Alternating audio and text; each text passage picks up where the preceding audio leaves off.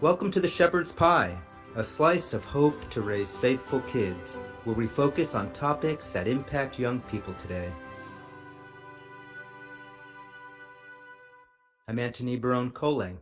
I'm a father of 5 who served in the Air Force for 21 years. I'm now a law professor and a columnist for Practical Homeschooling magazine. I'm also the author of The Harwood Mysteries, an inspirational medieval fiction series for kids aged 10 and up. Here on the Shepherd's Pie, we want to inform, inspire, and help you to raise happy, healthy, faithful kids, whether you're a parent, a teacher, a youth minister, anyone. In today's episode, we'll be discussing the legal challenges for teenagers who wish to express their faith in a public high school. My guest is Michael Berry, an attorney and the general counsel for First Liberty Institute, the religious freedom litigation law firm that represented a high school valedictorian who was being censored from mentioning her faith during her graduation speech. In the entertainment review segment of the show, I'll be reviewing the Christian movie God's Not Dead 2, which also deals with the expression of faith in public high school.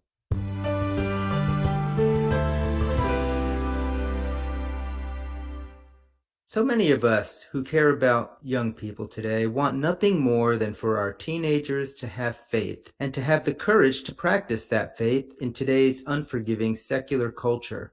This is especially so in public high school, where zealous teachers and principals sometimes go too far in enforcing their view of the U.S. Constitution and the so-called separation of church and state. Now, what if you were a mentor or a family member to a teenager who loved God, who had faith, who wasn't afraid to share it? That would be great. But then you'd start to wonder, does the law put any limits on what my teen can say when they step through the doors of a public high school? My guest today is Michael Berry, who spent almost a decade fighting religious liberty battles in the U.S. courts on behalf of parents, teachers, teenagers who are experiencing not just discouragement and censorship, but outright discrimination because of their faith.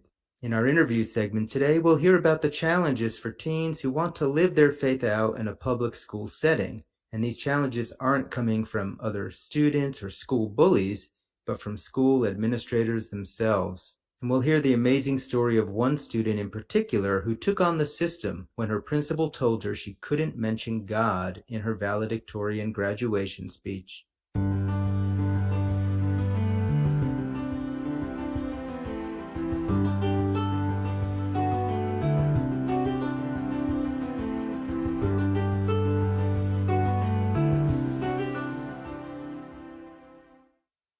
Today we have Michael Berry with us. He is the general counsel for First Liberty Institute. He joined First Liberty in 2013 after serving 7 years on active duty with the U.S. Marine Corps as an attorney, where he twice deployed to Afghanistan, and he's still a member of the Marine Corps Reserves. He was also an adjunct professor of law at the United States Naval Academy. As the general counsel for First Liberty, Mike is responsible for all aspects of First Liberty's legal operations. And as a recognized subject matter expert on religious liberty, Mike has testified before Congress. He's routinely invited to speak across the nation about religious freedom, and he's been featured hundreds of times in various media outlets throughout the United States. Mike, it is a pleasure having you on the show with us today. It's great to be with you. Thanks for having me. So tell us a little bit about what is the First Liberty Institute?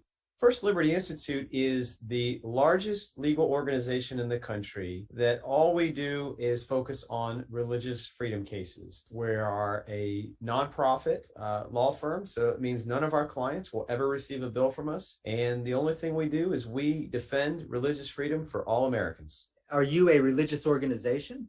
Yes and no, right? So, obviously to work at First Liberty Institute, you have to be able to sign a statement of faith.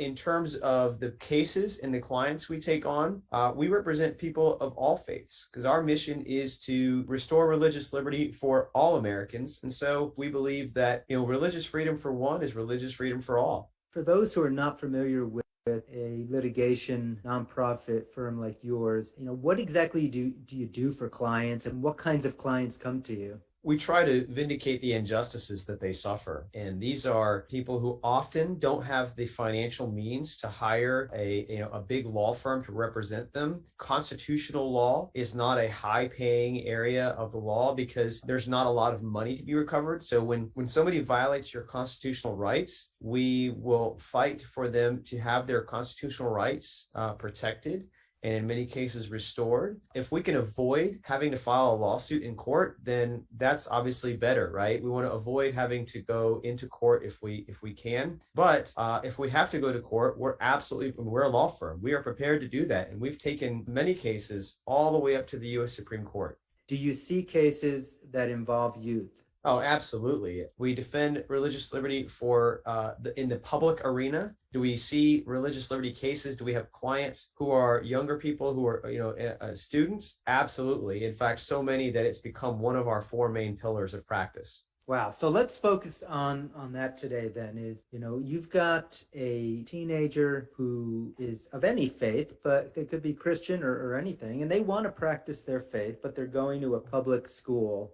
Why? Why do they need the help of a lawyer to just be able to live out their faith in a school? Oh gosh, I'll just go down a very quick, off the top of my head list of the types of students who've had to come to us.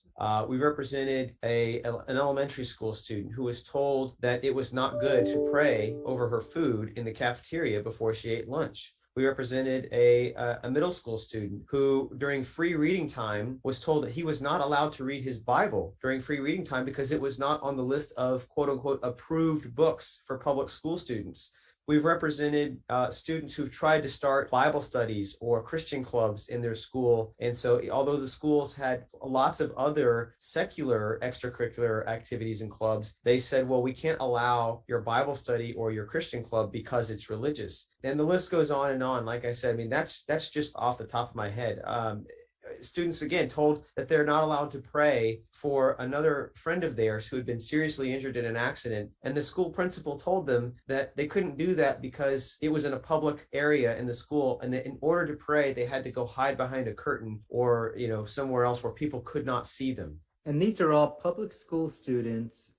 They're not out there trying to convert the other students. They're just trying to do very basic things in their faith. For our listeners who might not be familiar with the law behind this, why are public school principals or teachers want to prevent our youth from just living out the most basic parts of their faith in school?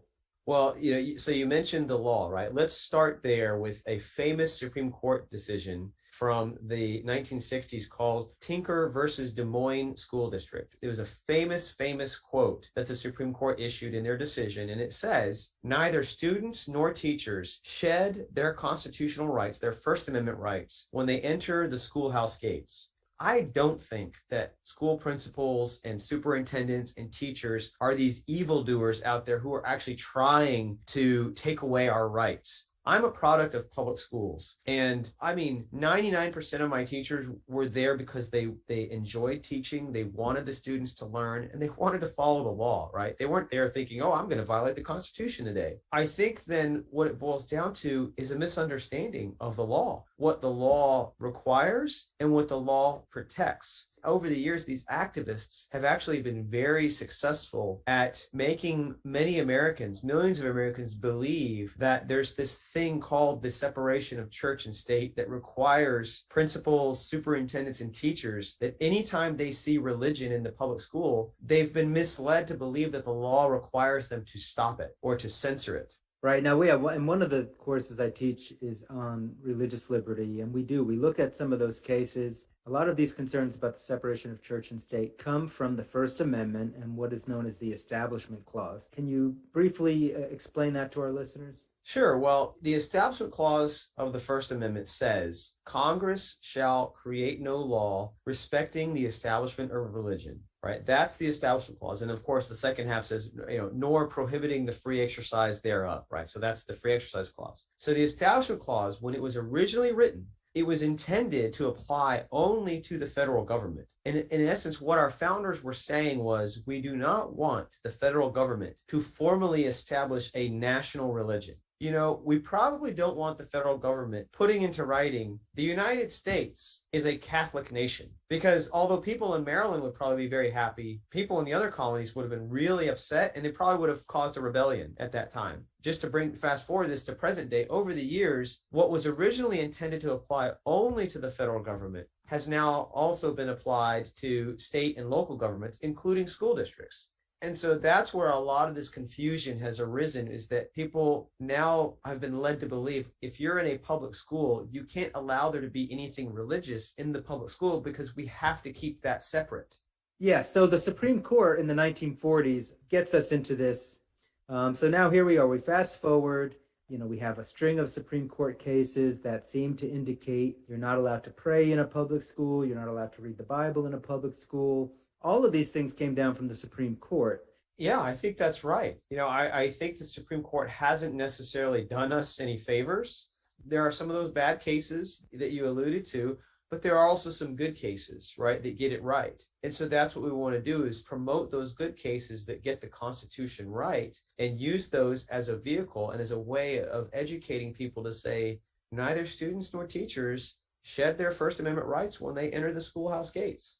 All right, so let's put some faces on these legal issues. And I know one of the cases you mentioned involved a valedictorian wanting to give a graduation speech. So we've had a number of these valedictorian speech cases, but the most recent one involved a young lady from the state of Michigan named Elizabeth Turner. And Elizabeth was a hardworking student, very talented, very intelligent. She became the valedictorian of her graduating class. As is usually the tradition in this country, when you're the valedictorian, you've sort of earned the right to give the valedictory speech to your graduating class and to share with them any words of wisdom. And Elizabeth Turner is a devout Christian, and her faith played a huge role in her life, in her academic success. And she really wanted to share that. She just wanted to provide some encouragement, some words of inspiration and motivation to her classmates. And of course, her faith had everything to do with that. And she really attributed her academic success to her faith. Well, lo and behold, her principal, who asked to see a copy of her speech before she gave it, she took the proverbial red pen to it and started striking out anything that mentioned Elizabeth's faith. I want to give thanks to God for allowing me to be here today. Something, and at the very end is saying, it's because of my relationship with Jesus that I'm able to stand in front of you all today. Something as simple as that, right? A simple gesture such as that struck through with red ink. And so First Liberty Institute had to step in and help, again, like as I said before, clarify the law for this school principal. So it's not like Elizabeth wanted to use her speech as a way to give a fiery sermon and do an altar call to get all of her fellow students to accept Jesus as their personal savior. No, and yet, in fact, I've yet to meet any student who was in Elizabeth Turner's situation who thinks, first of all, that somehow is how they want to use their graduation speech opportunity. And second, I've yet to meet anybody who thinks that would somehow be effective. Most young people I meet, they're very put off by that. Somebody's going to wag their finger in your face and say, you need to repent or else. Most young people don't really appreciate that. And so I don't think Elizabeth Turner was really any different. So how did you even find out about this case? Did Elizabeth's parents call you guys up? I believe it was actually Elizabeth herself who reached out and said, I don't know what else to do. We were only a matter of days away before her graduation. She was pretty distraught and I think desperate, and had learned about First Liberty Institute, knew that we handled religious liberty cases, and reached out to us. And we're very glad that she did, because like I said, this was an opportunity for us to help educate that principal and say, look, not only does the law not require you to censor Elizabeth's speech, it actually prohibits you from censoring her speech. You're actually breaking the law if you censor her. And here's the really funny thing about this case is that another student from a neighboring town heard about this because it hit the local papers, and she was a valedictorian at her school, and the exact same thing was happening to her. So because of Elizabeth Turner's stand, this other student, Savannah Leffler was her name, she reached out to us and said, hey, the same thing just happened to me. Can you help me? And so that's really how we get the word out and begin to help reverse this tide of misinformation that's out there. I suspect these are not the only two valedictorians in public school in the United States who experienced this during this last graduation cycle. This is probably happening everywhere. So what advice would you have if you know you're a young person, you're in school, something like this is coming up? Is that really what your options are? You have to go get a lawyer? That would be a sad day for America if that were ever the case. So my advice to young people out there, first of all, it's like if your spidey senses tell you that something is not right about what the school is telling you to do, you probably are correct to trust your spidey sense. I mean, talk to your parents, obviously, but stay strong and do a little bit of research, right? Look and see. There's a lot of information available. And if you're still not sure, then yeah, absolutely reach out to us. But have you heard stories of students who maybe have just been able to like take in information from your website or something like that, bring it to the principal and say, hey, Prince, I don't get what's going on here. I thought I had the right to, do something. I mean, are there students doing that? Sadly, the cases that I know about where students have tried to do that, have tried to go to the principal with the parents, and the parents have tried to advocate for their student and say, Mr. Principal or Mrs. Superintendent, this isn't right. This is not what the law requires, and they just get run over. And so sometimes, yes, it is necessary. It's kind of the old adage that, boy, it sure sounds good coming from mom and dad. It sure sounds a lot better when it's on a law firm's letterhead, right? That somehow that gets the attention much faster than just an angry call from a parent. Is that what you had to do here? You wrote a letter on your letterhead to the principal? Yeah, you write a letter to the principal. You hope that will resolve the situation, right? Without having to go any further. We don't want to file a lawsuit if we don't have to. If we can avoid the lawsuit, and if we can ensure that constitutional rights are protected simply by sending a letter, then yes. And if that will resolve it, then that's great. But in my experience, again, a lot of times, I'm sure every people who are listening to this have had this experience as well. In a lot of these small towns, especially I live in Texas, in Texas, high school football is king, right? And so in these small towns, the football coach, the athletic director, the principal, and the superintendent of the local high school, I mean, they're really kind of the kings and queens of that town. And they don't like to be told to do anything by anybody. So you send them a politely worded letter or email, and they tell you, get lost, right? I run things around this town. So you have to come back a little bit stronger. And I wish that weren't the case, but, I hate to say that it's happened more times than I'd like to admit. So tell me the end of Elizabeth's story. How did this turn out, and what role did you guys play in this? Well, the good news is we did send one of those letters to the school district on behalf of Elizabeth. I don't remember how fast it was, but it may have been less than 24 hours before that principal responded and said, oops, okay, I seem to have overstepped here. Thank you for bringing the law to my attention. I'm paraphrasing, but we will correct this, and we will allow Elizabeth to give the speech in accordance with the law. It may not have been quite as easy as I just made it sound, but it was pretty fast. So I will give credit where credit is due. It did not take that long at all. But again, it should not have taken us putting it on a law firm letterhead. I can only imagine that school districts have lawyers who represent them, and that when a principal gets a letter from a law firm, they are inclined to probably find out from the district, did I make a mistake here? And we can only hope there's some lawyer in the school district saying, oh, what did you do? No. Yeah, and just to provide a little bit of color here, a lot of times those law firms disagree with us, and they tell us, well, we think that we disagree with you. We think that your analysis of the law is wrong. We think that your analysis of the facts are wrong. And, we're reading it, our eyes are rolling. And then, of course, but at the very end, down there at the bottom, buried away in the school district's law firm's letter back to us, it'll say, but, we're willing to allow the student, your client, to give the valedictory speech with the mention of God or, whatever religious references and expression they want to give. if it'll make you go away, essentially is what they're saying, right? So yeah, they try to have their cake and eat it too, but we know what's really going on. It's sort of the lawyer's way of conceding. Okay, we don't want to get into a fight over this with you because we think you'll end up winning in court. So let me ask you this. Elizabeth gave the speech she wanted to give at the end of the day. Did you get a chance to hear it, or did you get any feedback from her after the fact? I did not get a chance to hear Elizabeth's speech, unfortunately. I received feedback, though, that first, she was extremely grateful. It meant a lot to her personally, as you can imagine, that she was able to give the speech that was from her heart. Everything I heard was that the response that she got was overwhelmingly positive.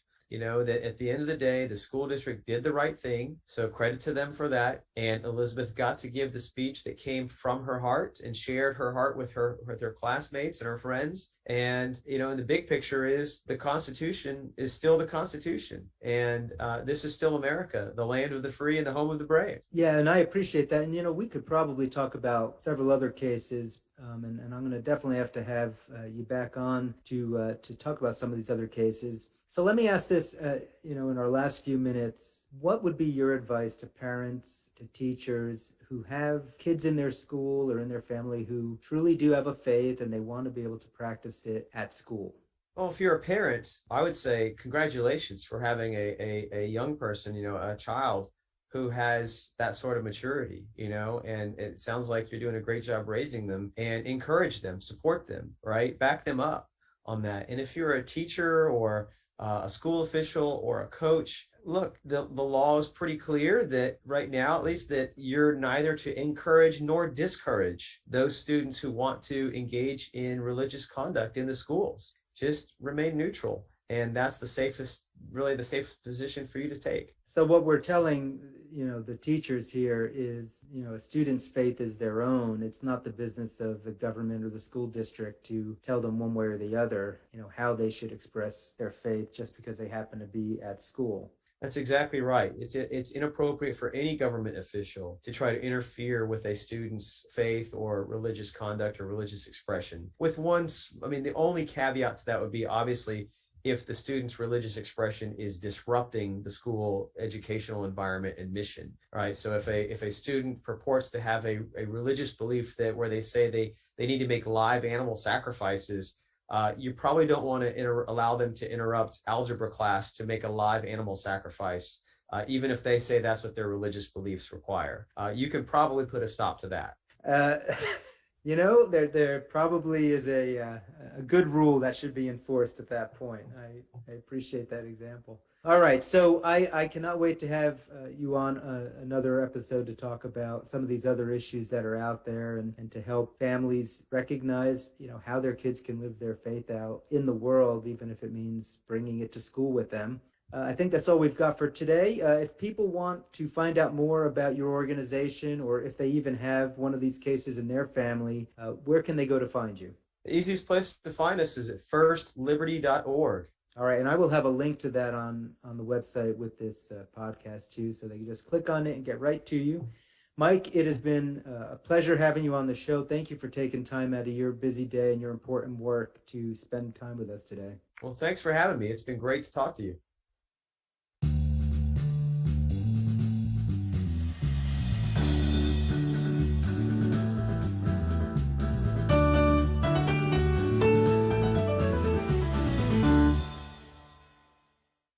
In the entertainment review segment today, I review the movie God's Not Dead 2, which is part of a series of evangelical Christian movies, this one put out by Pure Flix Entertainment. It, in fact, covers the exact topic that we're talking about in today's show because it portrays the persecution of a Christian history teacher in a public high school. And that teacher is played by Melissa Joan Hart, who you might remember as Sabrina the Teenage Witch back in the 1990s to the early 2000s in that show. The movie's premise is that a student asks her history teacher when they are learning about Gandhi and nonviolence if Jesus' Sermon on the Mount about loving your enemies is similar, and the teacher gives an honest answer and actually quotes from the Sermon on the Mount. This gets the teacher into trouble with the school board, however, who believes that she has stepped over the line on the separation of church and state, Ultimately, the teacher gets sued by the ACLU for violating the Constitution, and just like our guest interview today, we wind up in a courtroom scene that takes up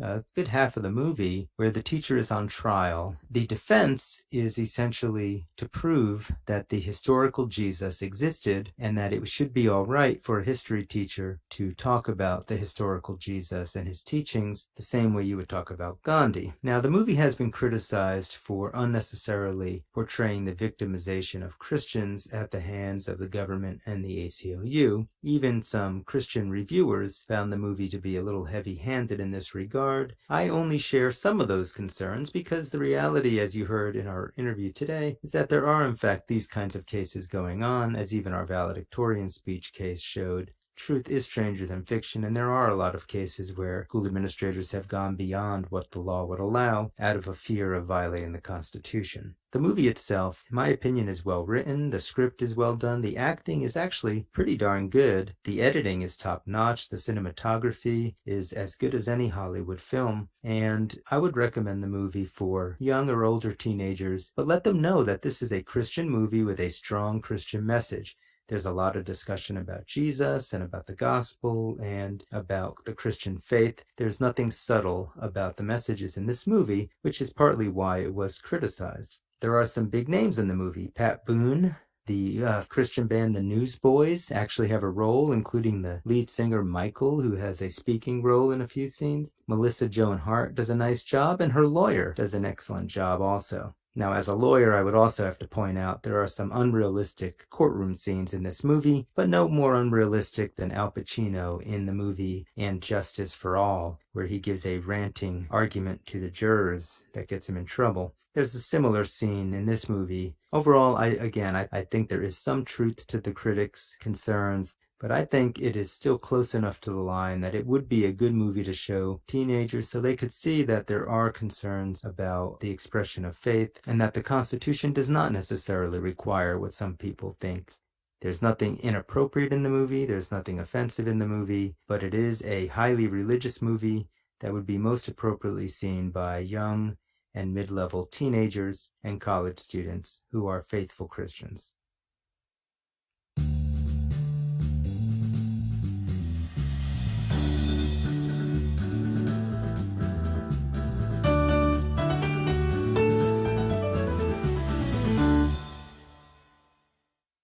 That's all the time we have for the show today. We spoke with attorney and religious freedom litigator Mike Berry about the challenges for teenagers who want to express their faith in a public high school. I also reviewed God's Not Dead 2, the Christian movie about faith and public school.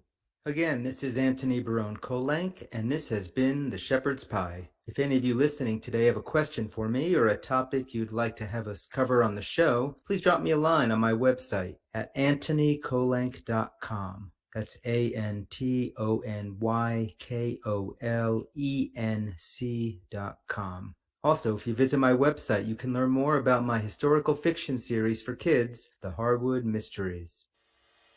I'll end as always with my wife's favorite scripture quote from Romans 8:28. We know that all things work for good for those who love God, who are called according to his purpose. May the Lord bless and keep you this week.